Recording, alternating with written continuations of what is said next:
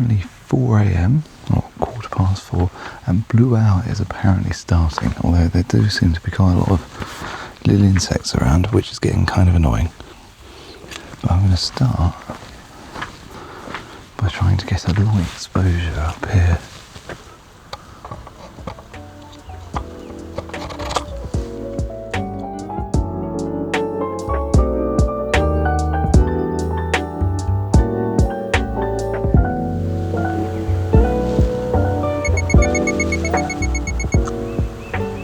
So 20-second exposure.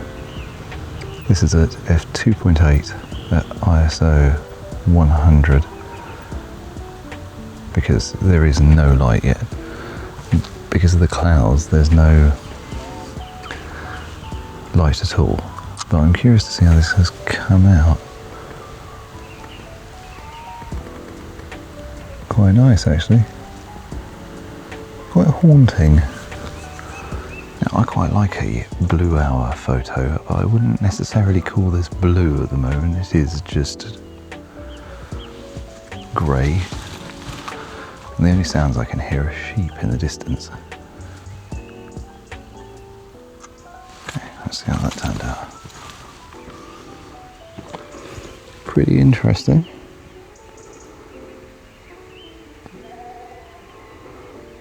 The framing is better, but I still kind of want it up on top of this, but I don't know how plausible that is.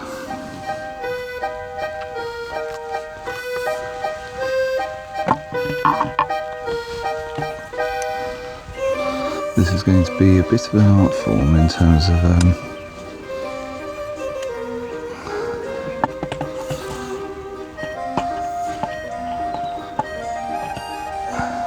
okay. Oh, that is so hard to see. This is where a flippy screen would come in useful.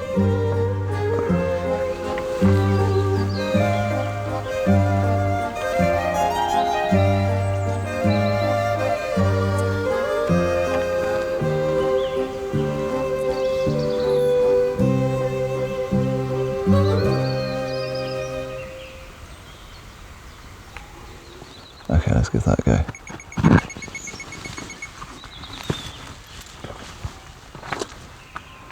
It's so close to being level that I'm not overly worried about this. My voice is going, it's way too early in the morning for this.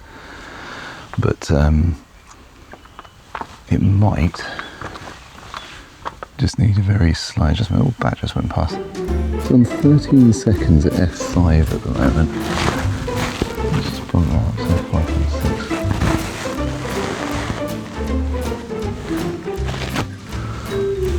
Let's get up to f8. I don't think it's necessary, frankly. Let's do a 30-second exposure. Sorry if I keep bumping the microphone on this. This is one of the most awkward photos I've ever tried to take. Now, of course, a ridiculous shooting situation like this is a time when having Wi-Fi in the camera would be useful so that I could actually see what I've just taken, but I don't know how you'd get Wi-Fi into a solid metal camera like this. I suppose you could put the antenna behind the screen or in the base, but I mean, I could chuck a USB cable on it, I suppose. Depends on if I brought one with me now. I might not have. Oh, I do have one. I'll have a look in a minute. Let's see how that came out. Oh, I think we're going to have to just pull this down and I'll have to just put it back up and hope for the best. Pretty cool. I think the framing could do with being a little bit further over, but overall that's quite nice. There is an annoying sign over there which I will probably remove, just because it's on the very edge of the frame, but other than that this is looking pretty cool.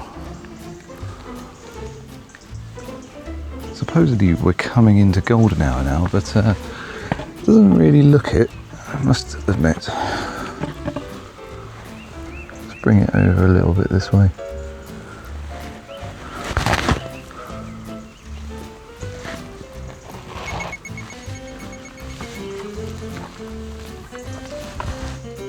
So look at that one. I've kind of got the positioning of the tripod correct now. Cool, okay. Maybe just angle it down a little bit, I guess. These bugs are driving me absolutely mental there. Absolutely everywhere. Okay. We're pretty close there.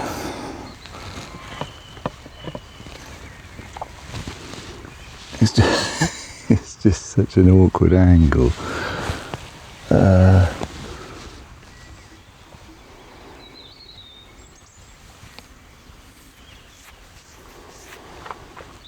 I think this poor sheep might have lost the rest of his flock.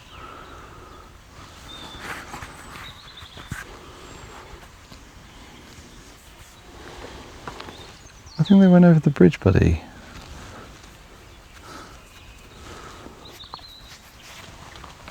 Okay, I've donned a hat for some vague level of insect protection because I don't know what these are, but they are all over me and they are very irritating. The light is starting to come up, so there's another photo going. This is currently at I can't even tell what it's at, f8 ISO 100, and it's starting to get down to 15-second exposures, but I think blue hour is now officially gone and the clouds have started clearing over here as well. So it's probably kind of over the most interesting part of the morning. I'm hoping I got at least one shot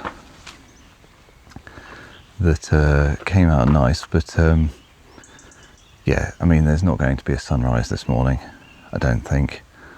I will stick around for, I don't know, half an hour to an hour, see if any of this burns off, but I think realistically it's not, and I might come back again tomorrow morning when there's supposed to be no cloud whatsoever, but we'll see. Okay, I'm completely covered in flies. They're absolutely everywhere. These tiny flies, really itchy. The sun is supposed to come up properly in about 20 minutes. So I think what I'm going to do is sit in my car for a bit and wait and see if any sunlight comes. If it doesn't, well, I think I got a couple of nice frames. Yeah, the earlier ones with the mist, or the clouds still on the hills, are really nice. After it's gone away, there's not really a huge amount there, to be honest, in terms of a photo. So yeah, I'm going to sit in the car for about 20 minutes. This is driving me insane. Un jour moi aussi, comme ce sage, j'aurai des cheveux blancs, de belles rides plient sans mon visage. Oh, sorry, I didn't see you there. Welcome back to my office. It's been a couple of months since I've made any videos at all, to be honest, and there's various reasons for that I'll mention in a minute.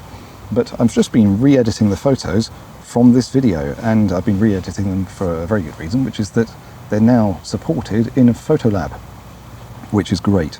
So in that intervening period where I've not been doing anything, DxO have added support for the BF2 photo lab and their other pieces of software, which is great for me because I had to edit the photos for the first video in Lightroom, and don't like Lightroom. So this has been a nice change, and it's been really refreshing to come back and revisit the photos and make them look a bit better, particularly using the new version of Film Pack, which is both a standalone piece of software and a plugin for Photolab to help you emulate some analog film effects. Now, I do a lot of my film landscape photography using Kodak Ektar film, which, if you're not familiar with it, is a very fine-grained, high-saturation film, but it's got a specific look, I suppose. It's quite brown and it's quite cool. Not sunglasses and skateboards cool, but sort of cool blue. And when I say film looks are very subjective because you kind of change them when you scan them. But that's the look that I get from Ektar. And that's what I'm really liking about this new version of Film Pack, in that they have a preset for Ektar, and it gives it that look. And for these early morning dam photos, and I still regret getting up at 4 a.m. for that, I think it's got a really cool look. It gives it that paler sort of look than the purple that the raw photos came out like. And it makes it look a little bit more ethereal, I think. And that's the look that I'm really going for there. So I figured I'd mention that because DxO has a sale event on at the moment, as does everybody, because it's Black Friday. And not only can you save a decent amount of money on any of their bits of software, you can save even more if you use my referral link. And I can make some money off of that as well, because I'll get a commission of some description. And I think it gives you like 5% extra off, something like that. So, not to be sniffed at, who doesn't like saving money or indeed earning money? And if you do pick up any of the bits of software, let me know down in the comments what you got and what you're looking forward to using about it, or how you get on, I suppose, if you've not used it before. And there are free demos available as well, so you can always go and give them a go. But especially the latest version of Film Pack, I use it all the time, and my own presets that I make are often based off of the colours from the various film stocks. I've then tweaked them, so I've tweaked things like Fuji Pro 400H to make the pinks more red in the past. And I make those presets available over on Patreon. Now, this is a quick sort of section about this, but really I need to make this channel more sustainable, because it's very hard for me to dedicate time to it at the moment rather than making money. Because you might think that you make tons of money off of the adverts on YouTube. Well, no, I make £20 a month from the ads on YouTube, and considering the amount of awful adverts you have to watch, that probably doesn't seem very fair to you or to me. But I do need to be able to make some money from this in order to be able to dedicate the time to doing it, when I could otherwise be spending the money repairing and selling cameras, for example, which is what I've been doing this past month. And I'll ideally make some content around that and mix the two together a bit. But in order to make the sort of content I want, I need to make some money from this channel. So things will be changing a little bit here going forward, but some way that you can help, if nothing else, there is a Patreon page if you are interested. It's I think it's set to $2 a month at the moment, because all the currencies are fluctuating a lot. I was really aiming for like £1 a month, but who even knows what that is anymore. Anyway, it just gives you some optional extras. I'll upload full photo sets from videos and any presets that I make for Photolab and stuff like that. So it's just a little optional extra, and any way I can make this channel more sustainable means that I can make more regular videos without burning out, which is essentially what happened over the past month. You know how it is. In a similar vein, I'm going to have to lean more into the YouTube clickbaity sort of stuff, and I apologise for that in advance. I don't like it, but equally, if I don't get significant traction in the first sort of 3 or 4 hours of putting a video up, YouTube kills it forever and nobody sees it. So it's not worth my time making videos that don't get people watching them, because, you know, spending 3 days a week editing a video just for me to watch it doesn't really make much sense to anybody. Anyway, that's how it is, and hopefully I'll be able to at least create some more content that you guys find interesting. There's loads more videos in this mid-Wales trip coming up. I'm trying to chop them up into smaller sections, and yeah, thank you very much for watching. Leave your comments down below, and I'll catch you next time. From here in my lovely office, which is not raining sideways for once.